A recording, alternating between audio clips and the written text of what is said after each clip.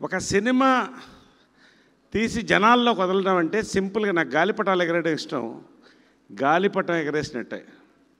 కానీ దాని దారం మాంజా అంటాం మెడ్రాస్లో. ఇది గ్యారంటీగా తెంపుతూనే ఉంటుంది, గాలిపటాలని వస్తుంది. అలాంటి సినిమా ఇదండి కే ర్యాంప్. మూలస్తంభం మూలం నాని కథ చెప్పాడు, హక్ చేసుకున్నా. టైటిల్ ఏంటమ్మా అన్నాను. కే ర్యాంప్ అన్నాడు. కే ర్యాంప్ అంటే ఏంటంటే నాకు విడమర్చి చెప్పాడు. ఇది గన్ షాట్ హిట్ అన్నా. బ్లాక్ బస్టర్ అన్న ఆ రోజే. He's made it. Long way to go. We're waiting for your second blockbuster Nani. Love you so much. God bless, god bless.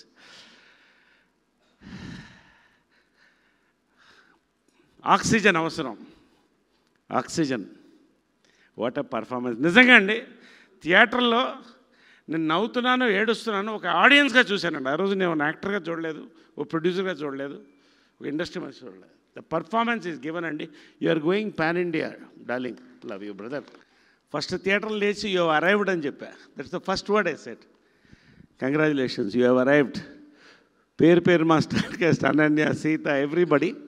And ప్రత్యేకంగా అండి ఒక్కొక్క టెక్నీషియన్ గురించి చెప్పాలంటే కనీసం 2-3 నిమిషాలు చెప్పొచ్చు అండి. It is a symphony of audio visual అండి.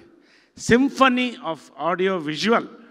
From dialogues Ravi to Chota K Prasad గారు, ఎడిటింగ్ టు చేతన్ బరాజ్వాద